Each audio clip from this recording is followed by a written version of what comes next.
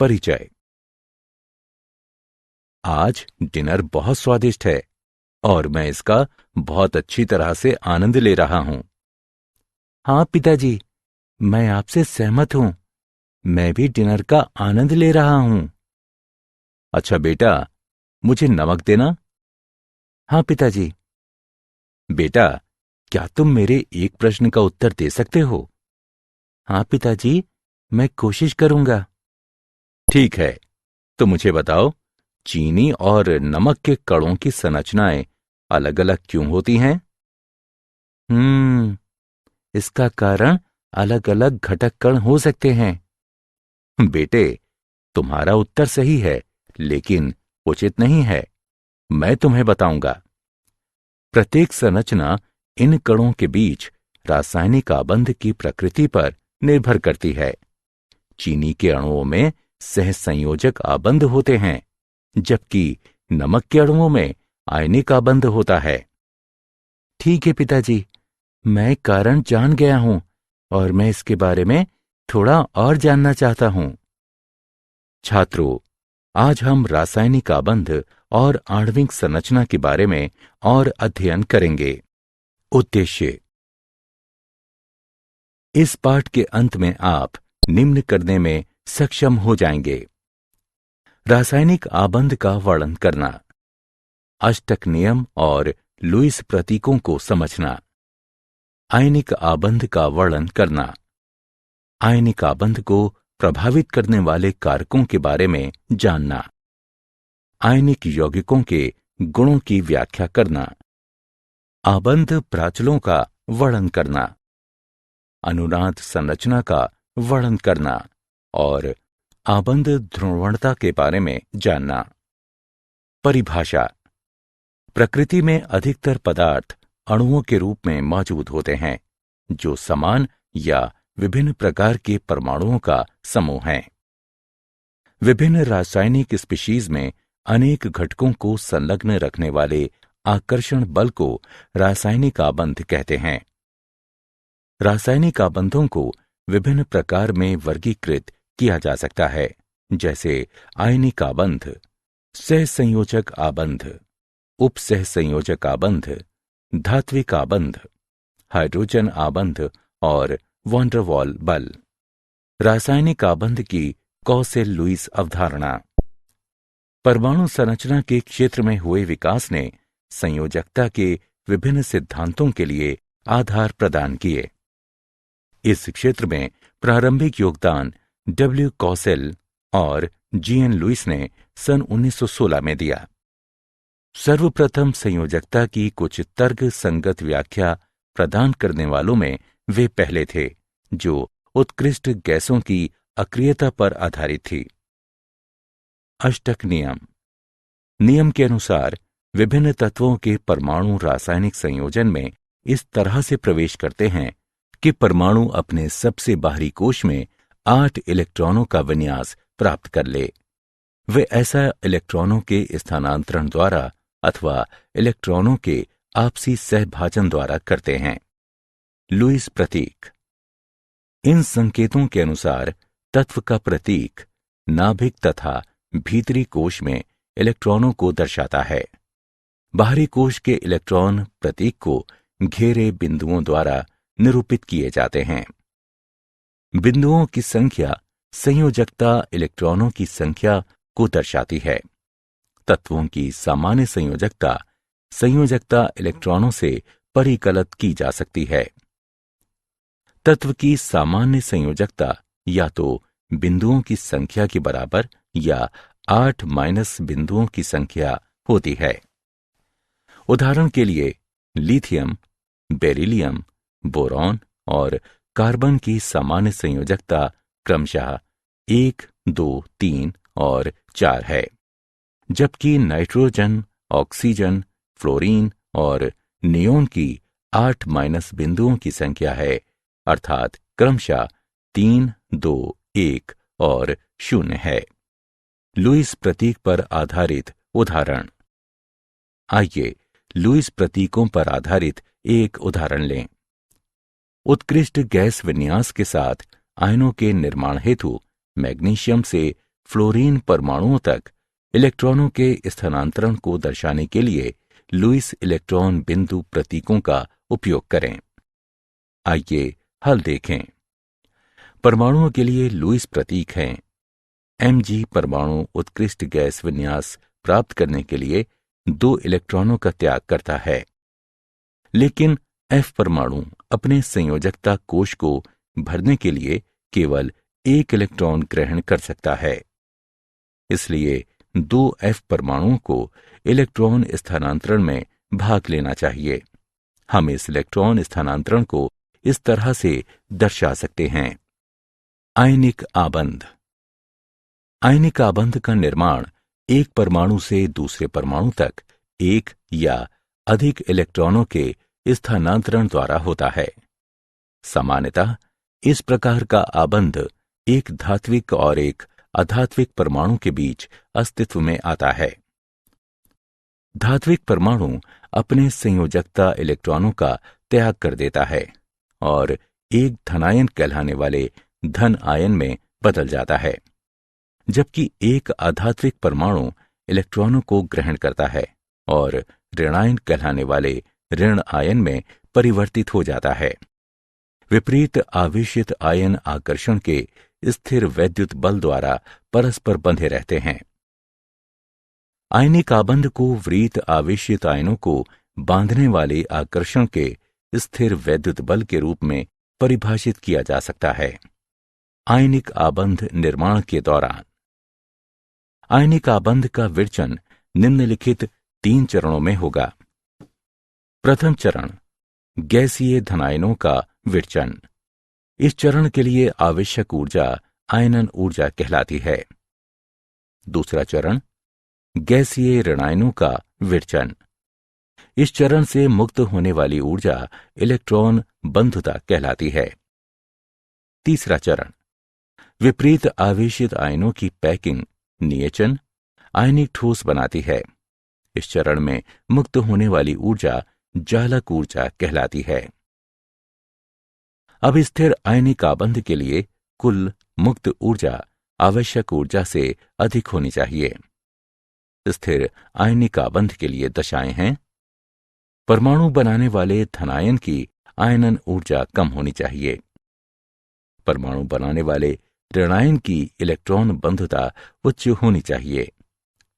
जालक ऊर्जा उच्च होनी चाहिए। मूल्यांकन।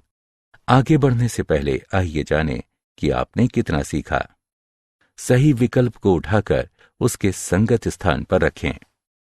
आयनिक आबंध और सहसंयोजी आबंध के बीच अंतर। आयनिक आबंध एक परमाणु से दूसरे परमाणु तक इलेक्ट्रॉन के स्थानांतरण द्वारा बनता है, जबकि सहसंयोजी आबंध परमाणुओं के बीच परस्पर सहभाजन द्वारा बनता है।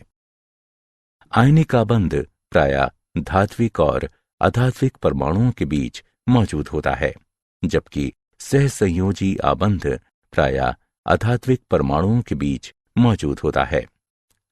आयनिक आबंध अदिशात्मक होता है, जबकि सहसंयोजी आबंध दिशात्मक होता है। आयनिक आबंध सदैव ध्रुवीय होता है, जबकि सहसंयोजी आबंध ध्रुवीय हो भी सकता है और नहीं भी हो सकता है।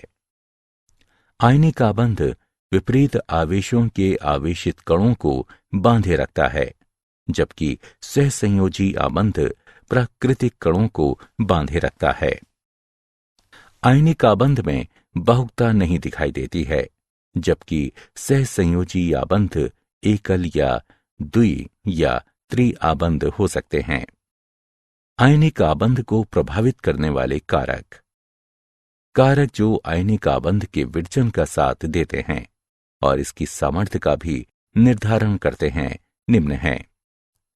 आयनन ऊर्जा। आयनिक आबंध के विरचन में धात्विक परमाणु इलेक्ट्रॉन त्याग कर धनायन बनाता है। इस प्रक्रिया के लिए आवश्यक ऊर्जा आयनन ऊर्जा के बराबर होती है।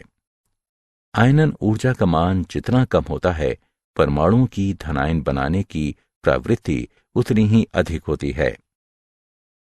इलेक्ट्रॉन बंधुता। ये ऊर्जा तब मुक्त होती है जब गैसीय परमाणु एक ऋणात्मक आयन बनाने के लिए इलेक्ट्रॉन ग्रहण करते हैं। इस प्रकार इलेक्ट्रॉन बंधुता का मान परमाणु को ऋणायन बनाने की प्रवृत्ति प्रदान करता है। इलेक्ट्रॉन बंधुता का मान जितना अधिक होता है, परमाणु की ऋणायन बनाने की प्रवृत्ति उतनी ही अधिक होती है। जालक ऊर्जा।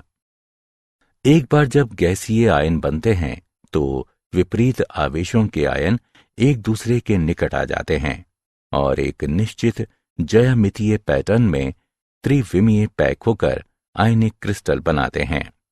यह प्रक्रिया ऊर्जा की मुक्ति के साथ पूरी होती है, जिसे जालक ऊर्जा कहते हैं। इस प्रकार जब आयनिक ठोस का एक मोल गैसीय आयनों के निविड़ संकुलन द्वारा बनता है तो उस समय मुक्त होने वाली ऊर्जा की मात्रा को जालक ऊर्जा के रूप में परिभाषित किया जाता है। जालक ऊर्जा का परिमाण निम्नलिखित कारकों पर निर्भर करता है। आयनों का आकार। आयनों का आकार जितना छोटा होता है, अंतरानाभिक दूरी भी उतनी ही कम होती है और अंतरा आयनिक आकर्षण उतना ही अधिक होगा, इसलिए जालक ऊर्जा का परिमाण भी अधिक होगा। आयनों पर आवेश। आयनों पर आवेश का परिमाण जितना अधिक होगा, आकर्षण बल उतना ही अधिक होगा और जालक ऊर्जा का मान भी अधिक होगा। आयनिक यौगिकों के गुण। आयनिक यौगिकों के सामान्य गुण निम्न हैं।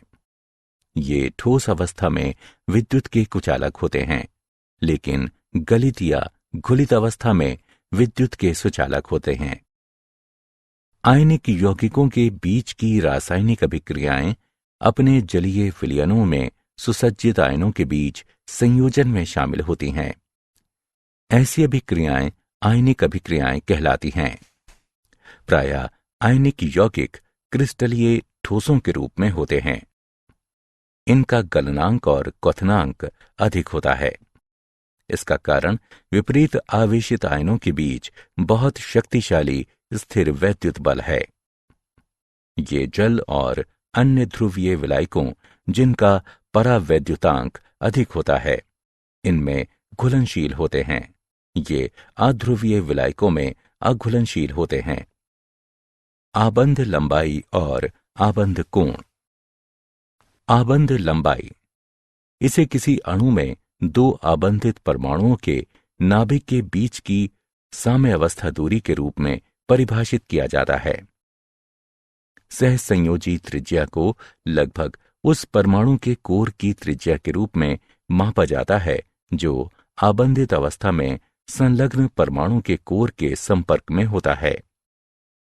वान डर वाल त्रिज्या अनबंधित अवस्था में संयोजी कोश सहित परमाणु का समग्र आकार निरूपित करती है।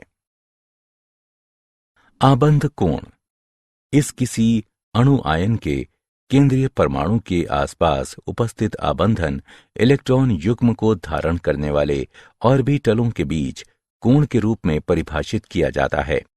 आबंध कोण को डिग्री के रूप में व्यक्त किया जाता है। आबंध एंथैल्पी और आबंध कोटि।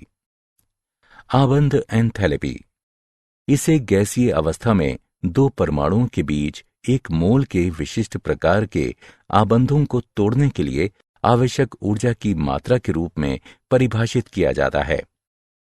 आबंध एंथैल्पी का मात्रक किलो जूल प्रति मोल है।